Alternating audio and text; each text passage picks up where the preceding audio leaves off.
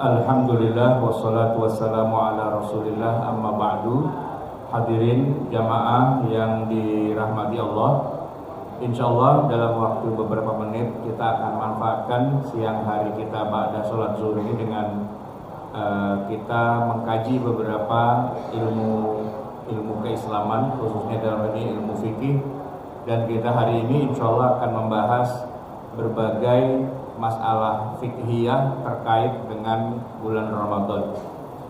Di dalam bulan Ramadan pastinya adalah ibadah puasa, tapi sebenarnya selain puasa juga ada zakatnya juga, bahkan juga ada sholatnya juga. Jadi ada sholat, ada zakat, dan ada puasa. Kita akan bahas masing-masingnya dengan porsi yang secukupnya. Yang masalah puasanya dulu jamaah sekalian, prinsip dasarnya yang namanya puasa itu sesuai dengan makna kata saum yang artinya adalah al-imsak, menahan. Nah maka prinsipnya adalah puasa itu bukan ibadah yang aktif, tapi kebalikannya, malah ibadah yang pasif. Pasif itu berarti tidak makan, tidak minum, tidak hubungan suami istri, dan tidak melakukan hal-hal yang sekiranya masuk kategori yang membatalkan.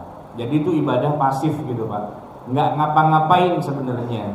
Justru dengan tidak ngapa-ngapainnya itulah kita jadi beribadah atau mendapatkan pahala. Nah kita mulai dari yang tidak makan, tidak minum, karena dia hampir sama, cuman bedanya kalau makan ya makanan, kalau minum ya minuman, tapi intinya prinsipnya sama. Nah kalau secara umum kita sudah sepakat makan minum secara sengaja itu tidak boleh dan membatalkan. Lalu bagaimana makan minum yang dilakukan dengan keadaan lupa dan keliru? Ini kadang-kadang suka rancu Pak. Untuk yang lupa ada keringanan dalam arti sepenuh-penuhnya. Orang lagi puasa kok dia lupa. Lupa di sini berarti dia lupa kalau dia sedang puasa, maka ketika dia makan dan minum sama sekali tidak ada niat untuk membatalkan. Karena kalau dia ingat bahwa dia puasa, pasti dia tidak makan, pasti dia tidak minum. Kalaupun dia makan dan minum, ada barrier. Kan lagi puasa, nggak boleh makan. Nah makanya yang disebut dengan lupa itu lupa kalau dirinya lagi puasa. Nah karena dia nggak ingat bahwa lagi puasa, basically lihat makanan langsung dimakan, lihat minuman langsung diminum. Maka dalam kondisi yang kayak gini, Nabi SAW tuh membebaskan, tidak batal, tidak dosa, tidak ada denda, bahkan juga tidak ada istilahnya kesalahan yang harus ditebus ya, bebas. Nah ada tambahan bonusnya yaitu kenyang gitu, karena lupanya mungkin agak parah nih Pak. Jadi lupanya makan nasi sepiring pakai nambah pula gitu kan. Jadi saking dia lupanya sampai kenyang akhirnya. Nah tapi ini yang harus dibedakan dengan keliru. Nah keliru Pak, keliru tuh maksudnya begini. Dia keliru udah waktunya puasa mengira belum waktunya, atau keliru belum waktunya berbuka mengira sudah waktunya. Ada dua nih keliru, dan dua-duanya membatalkan.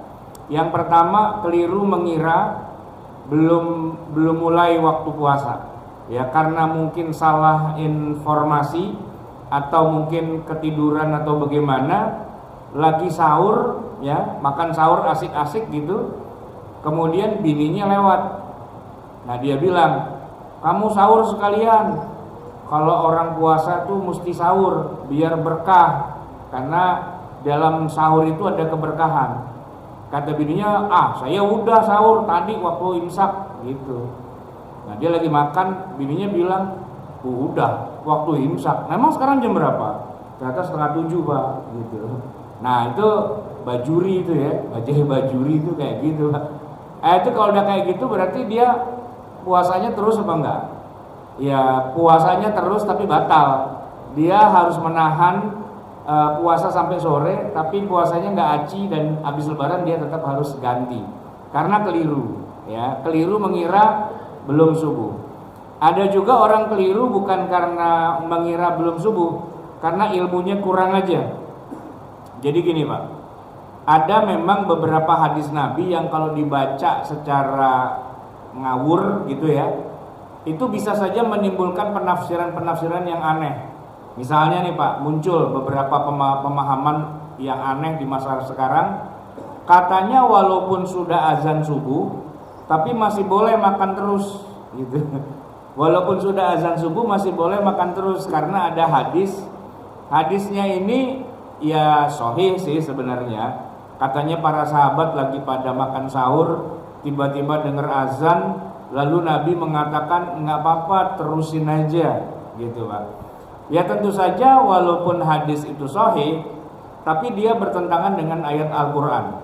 Karena Al-Quran sendiri menyebutkan wakulu washrabu, makanlah kamu dan minumlah kamu sepanjang malam itu hatta yatabayyana lakumul khaytul abyadu minal khaytil aswadi minal fajri. Ada kata minal fajri. Nah minal fajri itu fajar. Fajar itu subuh. Berarti kalau sudah fajar atau sudah subuh, itu sudah nggak boleh lagi makan ataupun minum. Nah, ketemu hadis katanya sahih, boleh makan terus, minum terus. Nah ini Pak, yang salah bukan hadisnya, yang salah memahaminya. Bahwa di masa Rasulullah, subuh itu memang ditandai dengan azan, tapi sebelum subuh pun juga sudah ada azan. Azan bukan menunjukkan waktu subuh, menunjukkan waktu untuk bersahur. Memang yang lagi pada tidur suruh bangun, dibanguninnya dengan cara azan. Atau orang yang lagi tahajud, qiyamul lail, dikasih tahu ini loh berhenti waktunya untuk sahur karena bentar lagi subuh, maka dengan cara azan. Di masa Rasulullah azan itu 2 kali. Nah kita di kampung kita nih di Jakarta rata-rata kan azan cuma sekali. Maka kalau dikatakan bahwa ada hadis di masa Nabi, sahabat lagi makan sahur kok terdengar azan, Nabi bilang terusin, ya itu memang bukan azan subuh, bukan, itu azan sebelum subuh. Nah dia ngiranya itu, wah itu azan subuh boleh terus. Sampai kapan? Sampai habis makanannya. Lah kalau makanannya penuh Pak, ya kan, mejanya penuh, apalagi menunya kepiting, itu sampai 6:30 belum selesai itu Pak, ya makan sahur gitu. Nah ini bertentangan, secara nalar itu bertentangan. Al-Qur'annya saja sudah mengatakan sampai fajar. Nah kenapa kita berani-beranian? Nah saya ketika menjelaskan ini Pak, banyak yang protes. Jamaah tuh ada yang protes. Kenapa? Karena sudah bertahun-tahun dia begitu.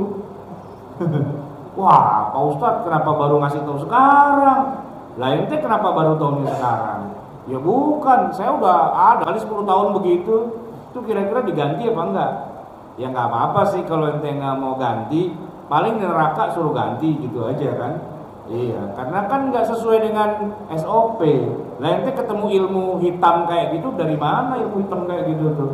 Ngaco aja, dari kecil kan udah kasih tahu 10 menit sebelum subuh udah ada imsak, pakai bilang bid'ah gitu kan.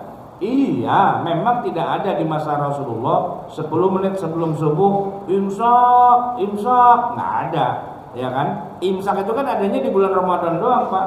Nih kita yang pada rajin puasa Senin Kemis, emang kita mulai pakai imsak? Nggak juga kan, pakai waktu subuh.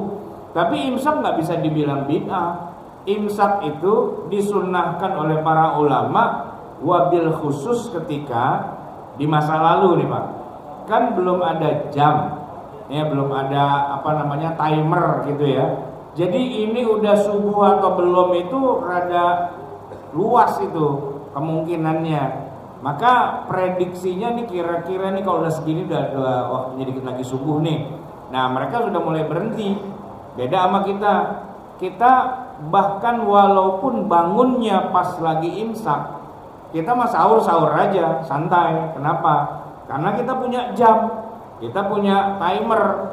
Bahkan kalau masjid samping rumah saya itu Pak, Dengerin aja suara di masjid. Itu kan kalau udah imsak dia bunyi itu masjidnya, baca tarhim gitu ya, baca Abu Bakar, Umar, Utsman, Ali.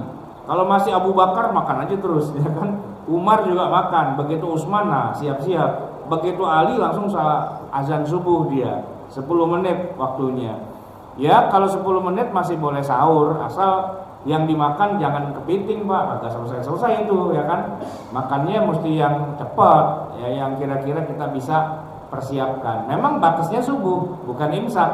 Cuman kalau dulu kenapa para ulama memberikan waktu imsak? Karena belum presisi, mereka nggak bisa memperhitungkan 10 menit atau 2 menit atau 3 menit, nggak bisa. Kalau kita kan bisa kita hitung mundur ya kan, 8, 7, 6 ya, terus ke bawah sampai 3, 2, 1, 0, masuk subuh gitu kan. Nah yang keliru kedua nih Pak, yang sore maghrib ini juga kadang-kadang saya hampir saja mengalaminya Pak.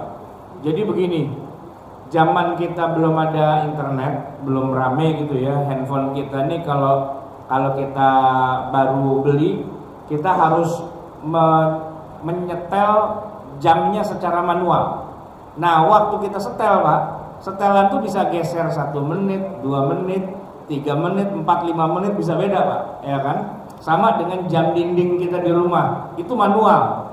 Cuman kalau handphone kita sekarang Pak, baru beli, langsung dia connect ke server. Jadi insya Allah kalau jam di HP kita udah akurat lah gitu ya. Tapi dulu Pak, nggak kayak gitu. Kalau kita kerja di kantor, di ruangan yang kedap suara, nggak kedengaran azan jauh dari masjid dan sebagainya, maka jam dinding kita itu bisa bermasalah itu Pak, karena kecepatan, ya belum waktunya, masih kurang 2 menit, 3 menit, ternyata kita lihat udah kali, pakai kali gitu Pak, udah maghrib belum nih? Udah kali gitu, kita minum Pak, kita makan, ternyata belum, ya itu batal. Nah yang lebih parah kalau yang lihat jam kayak gitu, muazzin di masjid belum waktunya dia keburu azan. Wah itu kacau Pak, dan itu bukan cerita bohong, itu kejadian beneran Pak. Masjid samping rumah saya itu muazzinnya rada-rada kacau tuh dia tuh ya, karena jamnya mungkin baru beli apa gimana, baterainya kecepatan, pokoknya belum waktunya Pak, masih kurang 5 menit harusnya dia udah azan. Nah orang sekampung kaget, lah udah azan aja tuh gitu kan. Saya curiga, jelas saya curiga, belum waktunya. Maka saya bilang, tar dulu, jangan ada yang makan, jangan ada yang minum. Kayaknya ini masjid kacau dah kayaknya. Karena kita cek ke TV Pak, di TV belum ada yang azan, ya kan? Orang masih kurang 5 menit gitu. Ternyata benar dugaan saya, dia baru azan, baru Allahu Akbar, terus diem Pak, nggak ada terusannya. Nah saya bilang tuh kan, berarti dia bermasalah tuh. Benar, setelah 5 menit kemudian di TV udah keluar tuh azan, semua stasiun TV azan, lah masjid itu bunyi lagi tuh Pak, azan lagi. Kali ini yang azan orang lain, kayaknya beda nih yang muazin. Yang tadi kayaknya lagi digebukin bagaimana gitu kan, karena kecepatan. Dan lagi asik-asik berbuka puasa, tiba-tiba pintu rumah saya diketok ya, tamu samping rumah, rupanya adik saya. Dia nanya, itu kok azan kenapa 2 kali ya di masjid gitu. Saya bilang yang pertama hoak ya, karena orangnya salah gitu.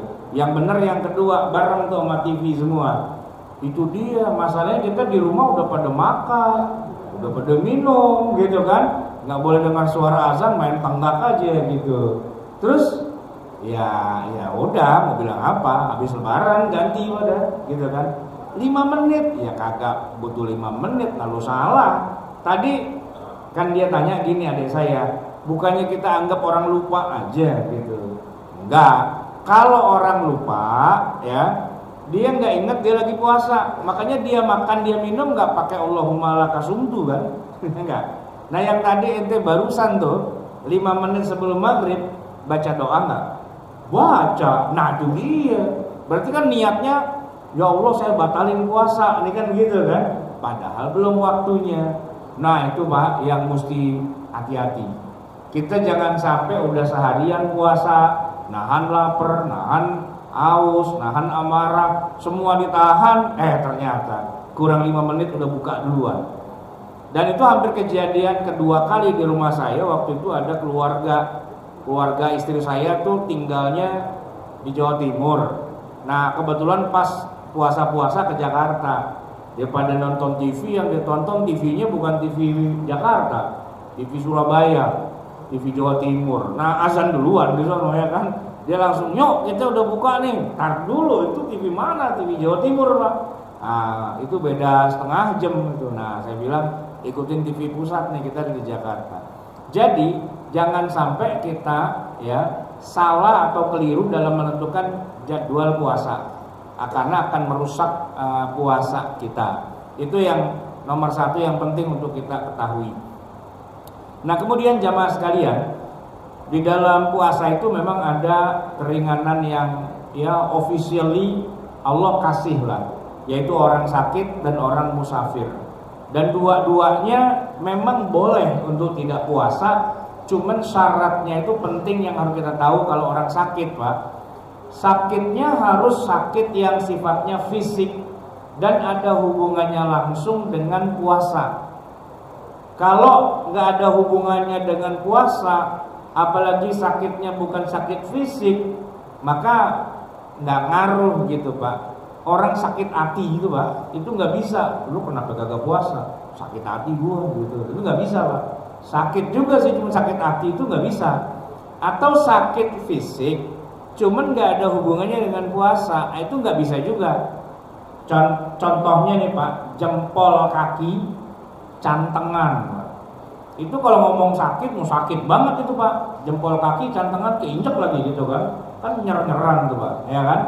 Tapi gini, seandainya gara-gara kita puasain, padahal jempol kaki lagi cantengan, kira-kira ada pengaruhnya nggak dengan makin parah gitu Pak? Tadinya jempol yang cantengan sebelah kiri, gara-gara puasa nambah jadi sebelah kanan juga. Nggak ada kan hubungannya. Nah kalau nggak ada, nggak bisa puasa dijadikan sakit dijadikan alasan nggak puasa. Jadi harus ada hubungannya gitu Pak. Dan biasanya tuh yang lebih tahu dokter. Kita nih bilang sama dokter, dok saya mendingan puasa apa mendingan enggak. Nah nanti dokter yang bilang, nggak usah Pak, nggak usah puasa, Bapak istirahat aja, mana diimpus, mana apa dan sebagainya. Oke, deal, nggak apa-apa.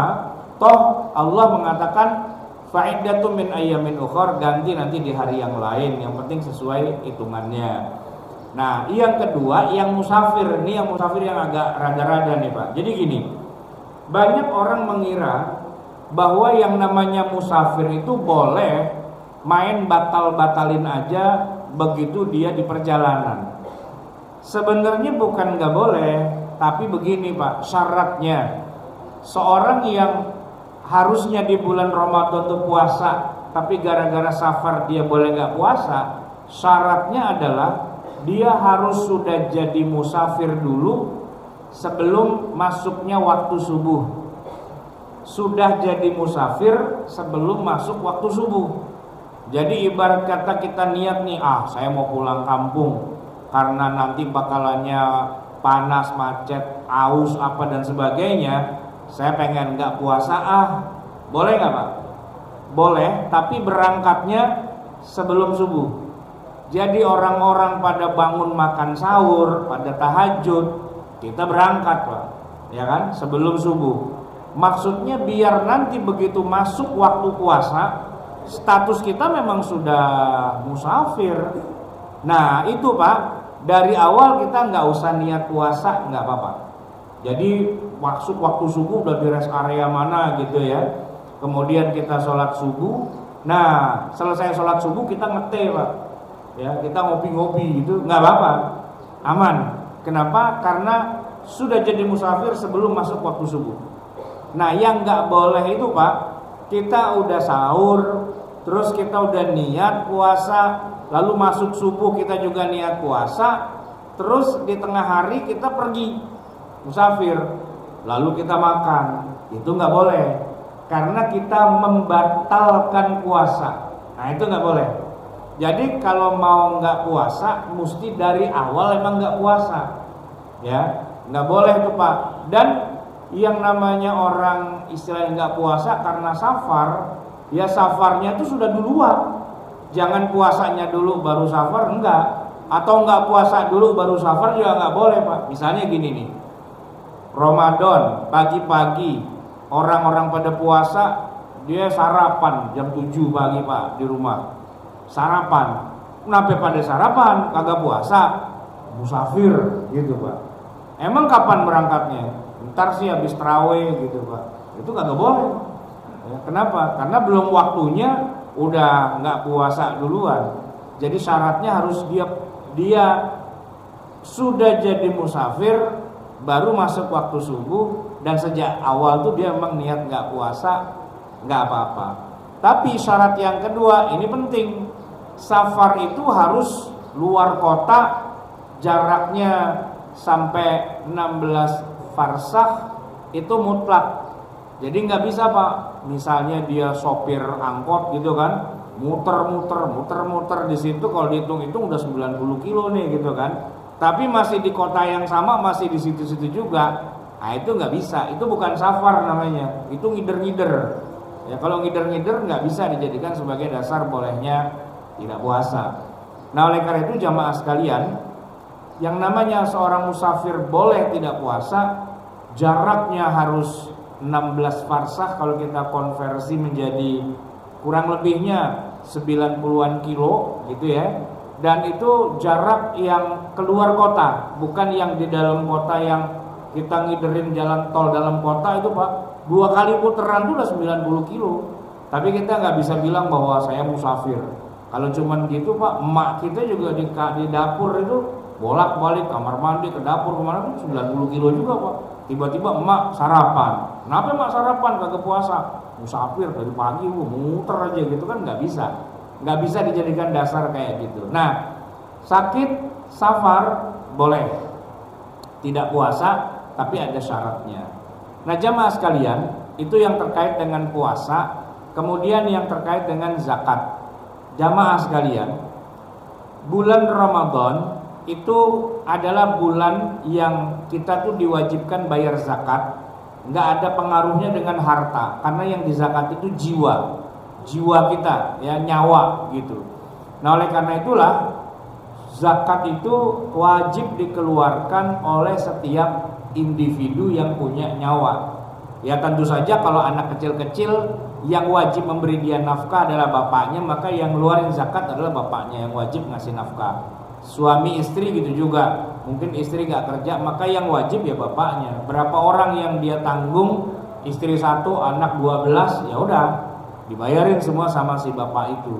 Nah zakat ini kewajibannya mulai dari tanggal 1 Ramadan, begitu besok kita puasa, ba'da maghrib itu udah masuk Ramadan Pak.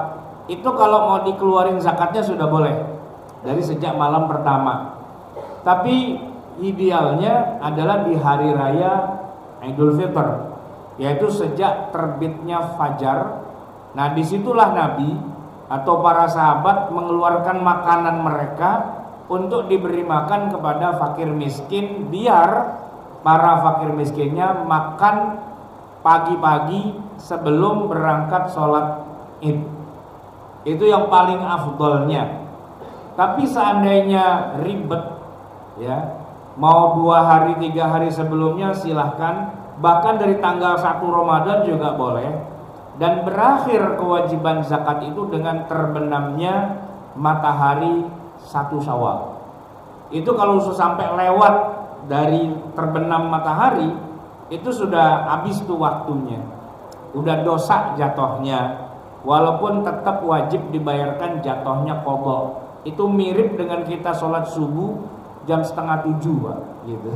Kita bangun subuh, harusnya kan subuh ya. Nah ini bangun 6:30 Pak. Saya tanya, kalau orang bangun kesiangan 6:30, wajib nggak dia sholat subuh?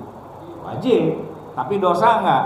Dosa, gitu kan. Nah kalau orang zakatul fitrnya itu belum dibayarkan sampai terbenamnya matahari tanggal 1 Syawal, ya tetap wajib, cuman dosa, gitu kan. Yang paling afdol tadi Pak, pagi-pagi sebelum sholat id. Gimana kalau sudah lewat sholat id? Masih boleh? Masih boleh, karena kewajibannya memang di hari raya itu. Afdolnya sebelum sholat id, afdolnya. Cuman barangkali di masyarakat kita yang lebih terkenal itu, jangan sebelum sholat id loh, ntar udah kagak sah. Enggak, tetap masih sah sampai matahari terbenam. Cuman mungkin orang-orang tua kita tuh ngajarin begitu biar pokoknya dapat pahalanya akan gedean kalau sebelum sholat Idul Fitri. Nah, seandainya udah sholat Idul Fitri ternyata kita belum bayar zakat, baru ingat, astagfirullah, belum bayar zakat, ya udah kita bayarin saat itu juga. Cuman ya kalau udah Idul Fitri, Pak, panitia zakat biasanya udah dibubarin gitu, ya kan? Ketua panitianya udah pulang kampung duluan gitu kan, zakatnya aja dititip-titipin ke orang-orang gitu kan. Nggak apa-apa, pada hari itu ya kita bersedekah aja pada fakir miskin. Kan hari raya fakir miskin banyak juga, ya kita sedekah lah. Pokoknya batas terakhir banget itu maghrib, kita keluarkan zakatnya. Baik jamaah sekalian, selain puasa dan juga zakat, di dalam Ramadan tuh ada sholat. Kalau yang paling ikonik banget sih itu tarawih, Pak. Sebab kalau kita ngomong sholat kayak sholat tahajud, sholat witir, itu enggak di Ramadan juga ada. Sholat duha itu di luar Ramadan juga ada. Tapi yang benar-benar cuman ada di Ramadan itu ya tarawih. Nah kalau Bapak nggak percaya, jajalin deh nanti habis lebaran, barang 2-3 hari, Bapak ke masjid habis sholat isya. Itu masjid dikunci Pak, sama marbot gitu. Kalau kita ngotot mau masuk ditanya, mau ngapain Pak malam-malam ke masjid? Mau taraweh. Diketawain sama marbot, taraweh gini hari kemarin bulan Ramadan, ini mau udah sebaran ngapain taraweh? Nggak ada Pak taraweh di luar Ramadan. Taraweh itu adanya di Ramadan. Dan kalau kita hitung satu kali Ramadan itu kan 30 hari itu ya. Ya kesempatannya cuma 30 kali itu aja Pak, dalam putaran 1 tahun. Kalau udah lewat 1 Syawal aja, udah malam takbiran, ya udah nggak bisa sholat taraweh itu, nungguin setahun lagi kalau ada umur gitu kan. Nah maka pesan saya itu tarawih itu Pak, kalau bisa sih ya jangan ditinggal. Kalau bisa, jangan sampai gara-gara acara bukber buka puasa bersama kita keasikan ngobrol ngalur ngidul ngetan ngulon, tarawihnya lewat Pak. Wah itu rugi banget tuh Pak. Kenapa? Karena kalau bicara afdolnya, mana lebih afdol, buka puasa bersama dengan tarawih? Ya tarawih Pak. Kalau buka puasa mah mau sendiri boleh, mau berjamaah boleh, nggak ngaruh. Kalaupun kalau yang ada nilai pahalanya kan gini, siapa yang memberi makan orang yang lagi berbuka puasa, maka dia dapat pahala seperti orang yang buka. Kalau kita nyumbang, kebanyakan kita kan hadir itu bukan kita nyumbang Pak, kita numpang, numpang buka, ya kan, asik nih, ada undangan buka puasa, ntar makan-makan. Kita kagak bayar Pak, orang kita nebeng di situ, mana ada pahalanya, enggak kan? Udah gitu ngorbanin tarawihnya pula. Nah seharusnya kalaupun kita mau buka puasa bersama, kita udah punya ancer-ancer nih, buka puasa di sini, ntar tarawihnya di mana? Ya mungkin kita di jalan cari masjid, berhenti. Kenapa? Karena tarawih di masjid berjamaah nilainya jauh banget dengan orang tarawih sendirian di rumah. Karena tarawih itu contoh dari Nabi ataupun contoh dari para sahabat memang dilakukannya berjamaah Pak, di masjid, bukan yang sendiri-sendiri di rumah. Walaupun boleh, tapi basically contoh dari Nabi dan sahabat itu di masjid. Dapat 2 nih kelebihannya. Pertama berjamaahnya, yang kedua iktikafnya. Kita kan belum tentu nih Pak, potongan model kita ini bisa iktikaf 10 hari Ramadan terakhir itu belum tentu, ya kan? Nah oleh karena itu kita nyicil aja dari malam pertama udah taraweh, sebelum isya kita udah masuk masjid, niatnya sholat isya, sholat taraweh, sholat witir, dengerin pengajian, sekaligus niatnya nawaitul i'tikafa fi hadzal masjidi. Jadi double gitu Pak, murakab itu pahalanya, ketimbang kita sholat taraweh sendirian di rumah, mana ngantuk, ya kan? Nggak ada pahala berjamaahnya, nggak dapat iktikafnya, ya cuman daripada kagak gitu doang Pak. Maka saya sarankan sesibuk apapun kita, kalau bisa Bapak uber tuh taraweh di masjid, karena itu yang paling mahal dan paling ikonik dari setiap Ramadan kita. Kalau puasa mah nggak usah ditanya lah, insya Allah kita udah sadar puasa tuh wajib, titik gitu kan. Tapi karena tarawih itu bilangnya nggak wajib, memang nggak wajib kan, tapi dia punya nilai yang luar biasa. Nah itu banyak yang luput Pak. Sebagian lagi ada yang begini Pak, memang ya di masa Nabi itu, Nabi kalau tarawih itu dalam riwayat disebutkan cuma 3 kali doang. Malam pertama, malam kedua, malam ketiga. Ini sejarahnya nih Pak agak unik. Karena ternyata Nabi ketakutan, takut diwajibin tarawih itu sampai Nabi bubarkan tarawih. Sampai selesai Ramadan itu tidak ada tarawih berjamaah di masjid. Ketika para sahabat tanya, kenapa ya Rasul udah bagus-bagus? Nabi mengatakan, fa inni khasyitu an tuftarada alaikum. Saya khawatir ini berjamaah rame-rame di masjid setiap malam bulan Ramadan diwajibkan pada kalian. Jadi bubar aja sebelum nanti tiba-tiba Jibril datang bilang wajib, itu kan bubar. Nah memang faktanya begitu Pak.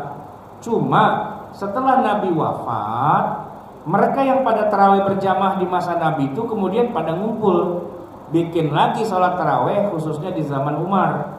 Dan setiap malam mereka mengerjakannya sampai hari ini, ya kan, di Masjid Nabawi itu tarawih berjamaah terus, nggak ada orang tarawih sendirian tuh, nggak ada. Tarawih itu berjamaah, ya kan, di masjid bersama-sama. Itu contoh dari Nabi dan itu contoh dari para sahabat Nabi. Tapi bukannya sholat yang paling bagus tuh di rumah sendirian. Oh iya, tapi itu bukan tarawih, jangan salah. Itu namanya tahajud, qiyamul lail. Setelah tidur malam hari, bangun di penghujung malam, benar, memang sendirian. Itulah yang dikerjakan oleh Nabi. Di dalam Ramadan atau di luar Ramadan, Nabi memang selalu tahajud. Dan pastinya Nabi sendirian. Saya tanya Pak, ada yang tahu nggak jawabannya? Kenapa kalau tahajud Nabi itu sendirian? Bukannya lebih afdal kalau itu rame-rame gitu biar dapat pahala? Ada yang tahu nggak Pak kira-kira? Kenapa Nabi kalau tahajud sendirian nggak ngajak-ngajak orang? Bahkan Aisyah aja nggak dibangunin. Ada kan tidurnya bareng tuh. Nabi tahajud sendirian, Aisyah kagak diajak. Jawabannya sederhana banget. Soalnya Nabi kalau tahajud lama banget. Rakaat pertama Al-Baqarah, Ali Imran, An-Nisa, baru ruku. Nah, itu Pak, nggak ada di antara sahabat Nabi yang nekat untuk ikut, nggak ada. Soalnya resiko tanggung sendiri.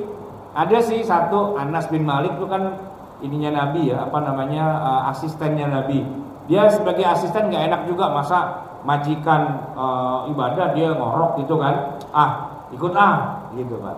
Tapi ya itu, kita tahu Nabi bacanya Al-Baqarah, Ali Imran, An-Nisa itu gara-gara Anas bin Malik itu yang cerita. Dan waktu itu Anas bin Malik ceritanya adalah dapat 2 rakaat salam, pulang dia, tobat aneh, ikut sholat sama Nabi, lama banget gitu kan.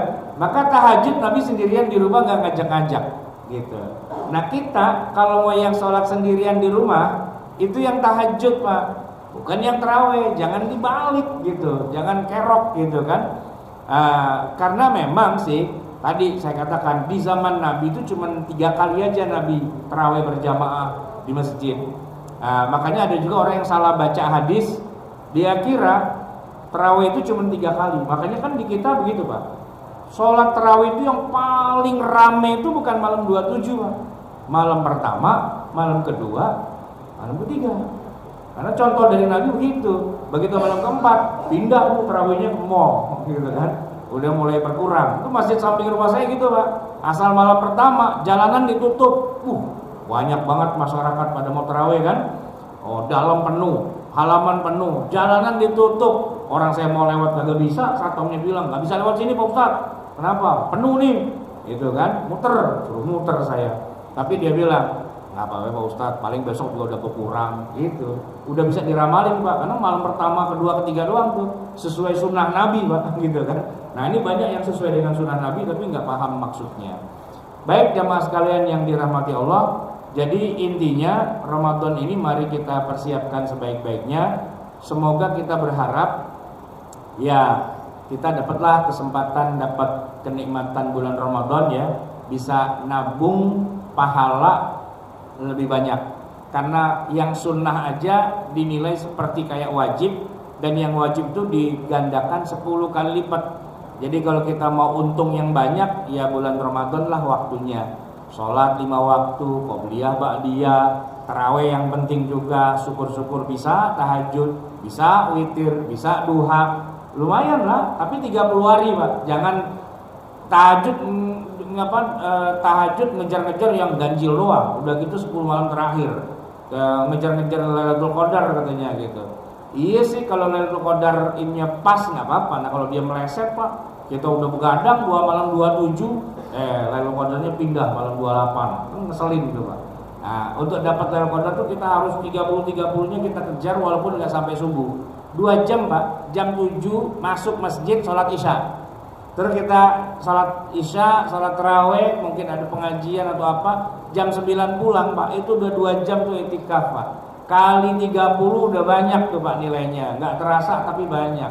Itu lebih bermanfaat ketimbang yang kita cuman malam 27 doang begadang semalaman, ya kan? Besok paginya kita balas dendam, habis subuh tidur, bangun-bangun zuhur gitu. Dan saking capeknya tidur kebanyakan, habis zuhur sholat, tidur lagi, kecapean gitu kan, sampai asar Pak. Begitu asar bangun, tidur lagi karena tadi mimpi begadang gitu. Habis mimpi begadang kan supaya tidur lagi kan, bangun-bangun maghrib. Akhirnya siangnya cuma gitu-gitu doang ya. Baik jamaah sekalian yang dirahmati Allah, kita akhiri kajian kita sampai di sini. Semoga bermanfaat. Mohon maaf atas segala kekurangan dan kesalahan. Adanallah wa iyyakum ajma'in wal afu minkum. Wassalamualaikum warahmatullahi wabarakatuh. Baik. Oh ada pertanyaan. Silakan kalau ada pertanyaan.